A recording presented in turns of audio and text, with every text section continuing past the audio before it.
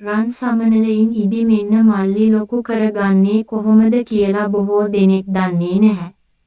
එහෙම ලොකු කරගන්න නම් අනිවාර්යම මේක බලන්න වෙනවා. යකඩයක් වගේ මල්ලිව නැමෙන්නේ නැතුව තියාගන්න නම් මම මේ කියන වැඩේ මාසයක් එක දිගට කරලා බලන්න. මගේ මහත්තයාගේ මල්ලියාත් මේ වගේ කාලයක් දෙකට නැමෙන තැනටපත් වෙලා තිබුණා. ඒකට හේතුව උනේ හැමදාම මත්පැන් පානය කරපු නිසා. ඊට පස්සේ කාලයක් මමත් අල්ලපු ගෙදර අයියාගෙන් සැපක් ගත්තා.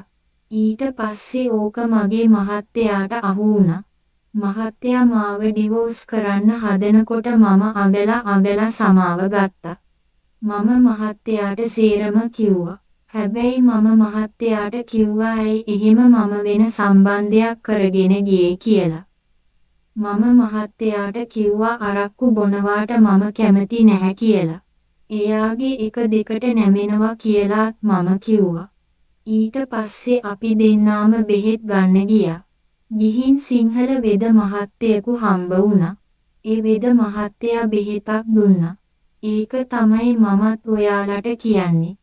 මාසයක් එක දිගටම එකම වේලාවට කෑමට පෙර රට ඉදි 10ක් එළගි තෙල් එක කන්න. උදේට සහ සවසට එකම වේලාවට ඒක කන්න ඕන.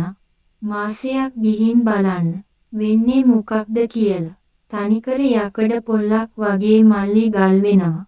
ඊට පස්සේ කිසිම ගැහැණියක් මම වගේ වෙන්නේ නැහැ. මේක කරලාම බලන්න. සුවර්ම සුවර්. හැබැයි ඊට පස්සේ තන් ඉදිමින්න හැමදාම ගහන්න ගන්නවා. බඩු ගැහැලි එපා වෙන්නම මහත්තයා උදේ හවස ගහන්න ගනි. ඒකට කැමති නම් පමණක් මේ බෙහෙත දෙන්න.